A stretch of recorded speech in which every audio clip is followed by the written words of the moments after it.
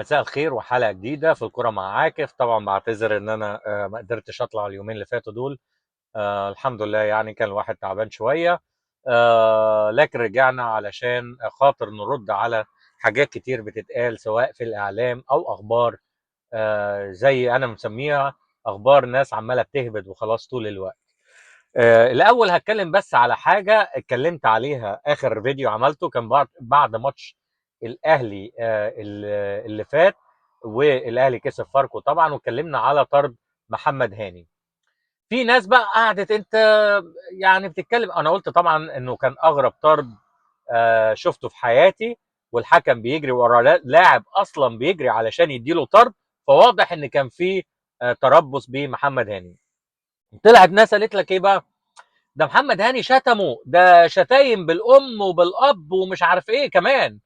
طيب اولا الناس اللي بتهبط دي يعني في منهم جمهور، وفي ناس للاسف صحفيين كمان. يعني انت، اتمنى ان كل الصحفيين واللي بيتقال عليهم نقاد رياضيين فعلا يدرسوا، سواء اعلام يا اما تدرس كوره. برضو انت ممكن تاخد شهادات تدريبيه. مش معنى ان انت ناقد رياضي يبقى انت بتفهم في الكوره. اي حد بيكتب في جورنان حد عينه يقول على نفسه ناقد رياضي، ده للاسف دلوقتي ما بيبقاش شغالين في جرايد وبيقولوا على نفسهم نقاد رياضيين، لمجرد ان هو بيكتب مثلا في اي موقع، موقع مثلا صحافه صفراء او حاجه. فانا بتمنى من الناس اللي هي بتقول على نفسها نقاد دي تروح تتعلم، سواء تدرس اعلام او تدرس تاخد شهادات تدريبيه او تاخد محاضرات في الكوره عشان تفهم هي بتتكلم في ايه. نخلص بقى في النقطه دي. طبعا احنا ما عرفناش نحلل مباراه الزمالك، لان من ساعتها يعني ما طلعتش فيديو، عشان كده النهارده هنتكلم عليها شويه. ولكن بعد ما ارد على الناس اللي اتكلمت في موضوع محمد هاني، قال لك ده الحكم شتم، قصدي محمد هاني شتم الحكم شتايم فظيعه.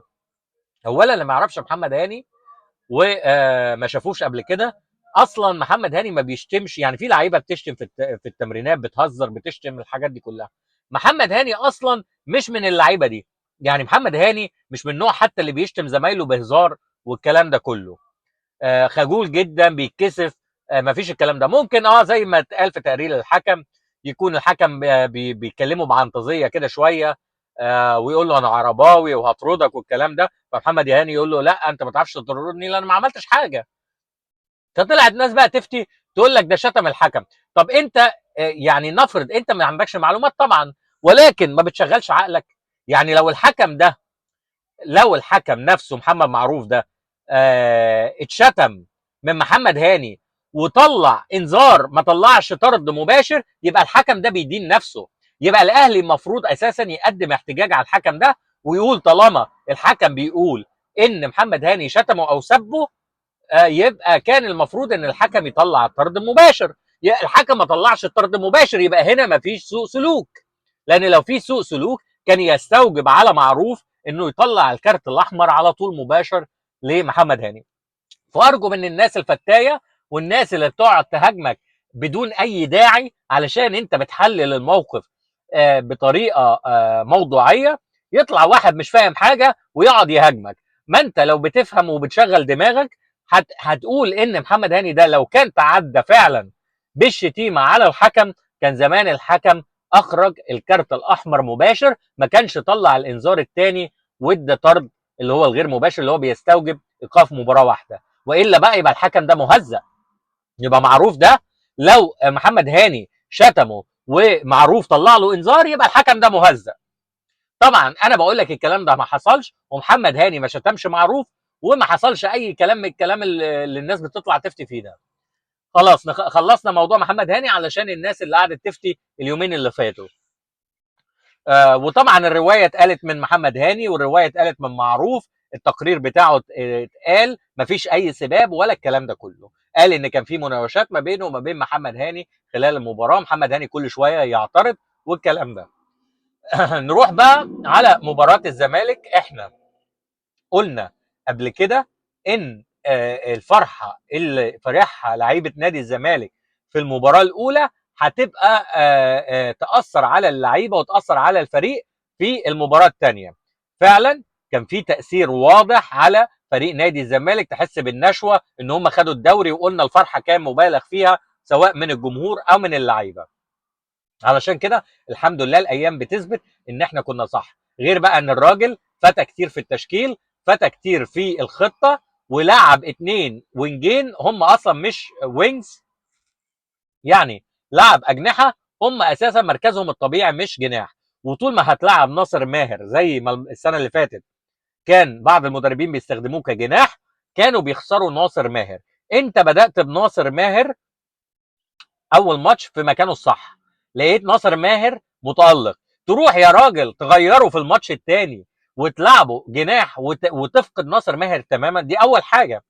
تاني حاجه، انا اول مره اشوف مدرب بيكسب اول ماتش في الدوري، يجي الماتش الثاني يعني كسبان 2-0 ماتش صعب، يجي الماتش الثاني يعمل تغييرات كتير. ايه هو السبب التغييرات ده؟ دي حاجه مش مفهومه وما بنشوفهاش من اي مدرب في العالم. فدي حاجه برضو ممكن تقلق جمهور نادي الزمالك من المدير الفني، لان انت كسبت المباراه الاولى مفيش اي داعي، يعني اللعيبه مش مرهقه ولا عندك اصابات ولا الكلام ده كله. فطبعا كان حاجات غير مبرره. انت اثرت على ادم كايد وناصر ماهر في المباراه دي، علشان كده الزمالك ظهر انه بدون اجنحه. وده اللي هياخدني بقى للاعب البرازيلي اللي كل الناس طبعا اشادت بيه جامد جدا بعد المباراه. اولا انا زي ما بقول لك، طول ما في ناس كتير غير متخصصه بتطلع تفتي في البرامج التحليليه وتطلع تتكلم بدون علم، دايما هتلاقي احكامهم زي الجماهير بالظبط. يعني ممكن واحد من الجمهور يتفرج على لعيب رقص ترقصتين يقول لك اللعيب ده رونالدينيو. ده وصلت ان رضا عبد العال قال لك ان اللاعب ده فيه من ريحه ميسي. يعني تخيل اللاعب اللي هو الزمالك جابه بمليون ونص ده قيمته يعني قريبه كده من ميسي كحرفنه وكل حاجه. طيب، لكن لو اي حد بيفهم في الكوره، اي حد دارس، لازم ما يحكمش على لاعب في ربع ساعه او ثلث ساعه نزل لاعب فيهم. دي اول حاجه. تاني حاجه بقى، لو انت عايز تحلل الثلث ساعه اللي لعبهم اللاعب البرازيلي ده، تحلل اللاعب ده نفسه، تحركاته، لعبه مع الفريق، مهاراته، كل الكلام ده. انا هقول لك الايجابيات في اللاعب ده اللي انا شفتها في ال 20 دقيقه، والسلبيات اللي انا برضو شفتها في اللاعب ده. اولا اخوان الفينا ده، اولا دريبلينج هايل جدا، مسك في كوره عدى من 3 لعيبه، بس في الاخر كان الفينش بتاعه سيء جدا. دي حاجه. وكان ممكن يلعب مع بقيه زمايله مع الفريق، ولكن هو قرر ان هو يشوطها وشاطها ضعيفه جدا. عمل كوره تانية كروس كانت كويسه. لاعب سريع ماشي، يعني احنا قلنا دريبلينج هايل، دريبلر هايل، لاعب سريع يعني عنده المهاره والسرعه. ولكن اللي انا شفته في ال 20 دقيقه عنده مشكله وهي العشوائيه. يعني لاعب تحس ان الكهرباء عنده زياده، نازل ماسك الكوره عايز يعمل كل حاجه في الكوره لوحده، وده طبعا مش موجود في الكوره. يعني لو انت بقى زي ما رضا عبد العال بيقول ميسي، دي حاجه تانية، تمسك بقى الفرقه 5-6 بس انت توصل لدرجه ميسي الاول. لكن انت لسه لاعب جديد مع الفرقه، لازم تلعب مع زمايلك. ولكن انا برضو مش هظلمه، ممكن ده يكون ليه كذا عامل. اولا انه ما يعرفش اللعيبه، لسه داخل عليهم جديد، ما عملش فتره الاعداد معاهم، فمش عارف اللعيبه اسلوب لعبها ازاي. انت لو رحت نفسك لعبت مع ناس جديده انت ما تعرفهاش، حتى لو لعبت مثلا مع زمايلك في الشارع في اي حته، هتبقى مش واخد على اللعب مع اللعيبه دي، فمش هتبقى متفاهم ومتناغم معاهم. عشان كده قرر ان هو يلعب فردي، ودي تبقى حاجه كويسه، يعني مش هتبقى عيب فيه لو هو بس لعب فردي ولعب بطريقه عشوائيه علشان وما كانش مندمج مع الفريق، علشان خاطر ان هو مش عارف اللعيبه وعايز يعمل كل حاجه عشان يبين امكانياته في الثلث ساعه دي، فانا هديله عذره. ولكن لو ده اسلوب لعبه في المباريات اللي جايه، هتبقى مشكله لنادي الزمالك. هتلاقي لعيب بيلعب فردي تماما ومش هيخدم مصلحه الفريق. على فكره كان في لاعب برازيلي زمان، ما اعرفش الناس تفتكره ولا لا، اسمه دينيلسون. كان حريف جدا، اصل المهاره مش كل حاجه، ممكن يبقى واحد حريف ولكن مش منتج. دينيلسون ده كان بيتاخد منتخب البرازيل عشان يعمل ايه؟ ما كانوش بيلعبوه اساسي، بالرغم ان هو كان ساعتها ممكن يكون احرف لاعب في منتخب البرازيل. ولكن كان يمسك الكوره ينزل بقى باصص تحت على الارض وباصص على الكوره ويرقص الفريق كله، ممكن يرقص حتى الفريق بتاعه، يعني ممكن يرقص الفريقين، وفي الاخر ما يعرفش يتصرف في الكوره ولا يجيب اجوان ولا يعمل اسيست ولا ثرو باس ولا اي حاجه. هو كان ميسو اللي كان المدربين بيستخدموه فيها ان هو ينزل يمسك الكوره ويضيع وقت، فكان دايما ينزلوه في اخر ربع ساعه ثلث ساعه علشان يضيع الوقت. ولكن هو كان لاعب مهاري جدا ولكن مش لاعب منتج، عشان كده انا ربطته بلاعب الزمالك. لو فضل اداؤه بالطريقه دي في الماتشات الجايه هتشوف الكلام اللي انا بقوله لك ده، وكل الناس اللي طلعته ريفالدو وميسي وكل ده ساعتها هينتقدوه. عشان كده بقول للناس ما تستعجلوش في الاحكام وما تحكموش على اللعيبه بشكل لحظي. ودي مشكله بتحصل جدا في الدوري المصري، تلاقي لاعب عمل ماتش كويس كل الناس تطلع بيه السما، عمل ماتش وحش ينزلوا بيه الارض ويطلعوه اوحش لاعب موجود في مصر. فده كان رايي في صفقه اللاعب البرازيلي. هنقيمه كمان 4-5 ماتشات، عايزين نشوفه بيلعب اساسي من اول المباراه علشان نقدر نقيمه. نرجع للنادي الاهلي. امام عاشور بدا ينزل التدريبات وبيلعب كجوكر علشان ما يعملش التحامات مع اللعيبه، وفي تعليمات للعيبه ان ما حدش يخش عليه، لان طبعا لسه في خوف عليه من الاصابه، لان الاصابه دي تكررت مع امام عاشور.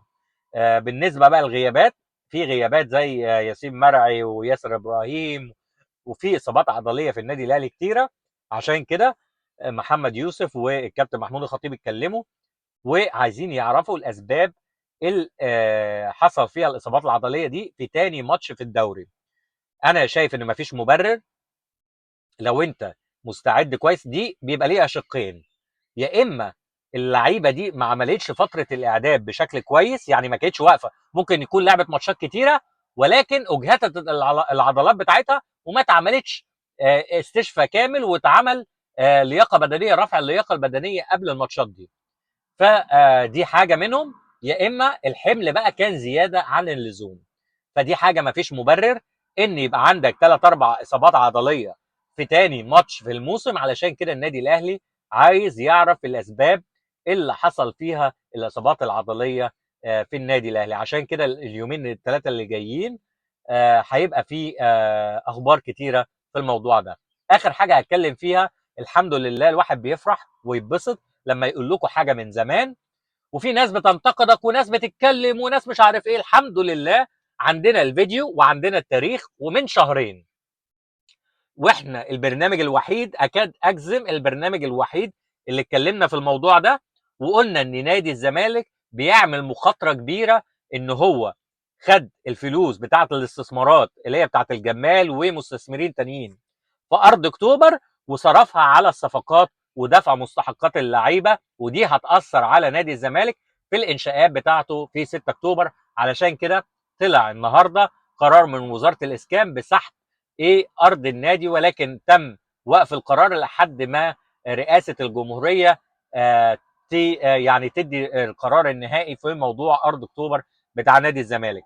نادي الزمالك اثر، اي حد هيقول غير كده اي حد يبقى ما بيفهمش، اي حد هيدافع عن مجلس الاداره انه كان لازم يجيب الصفقات دي، ياخد الفلوس بتاعت ارض اكتوبر ويجيب بيها صفقات، انت عايز انتصار لحظي. لكن انت لو قلبك على النادي كنت هتدفع الفلوس بتاعت المستثمرين دي عشان تبتدي في الانشاءات على طول، لان انت لما تعمل الانشاءات في ارض اكتوبر هيجي لك فلوس واعضاء بمليارات. فدي كانت غلطه كبيره، ولكن هنشوف اليومين الجايين هيحصل فيهم ايه. ولكن الحمد لله ممكن اطلع لكم الفيديو بتاريخه، احنا اتكلمنا في الموضوع ده والحمد لله كان انفراد للبرنامج بتاعنا. ان شاء الله استنونا في حلقه جديده، وان شاء الله ما نغيبش عنكم ونعمل حلقه كل يوم او حلقتين علشان نغطي كل الاحداث. استنونا في حلقه جديده في الكوره معاك.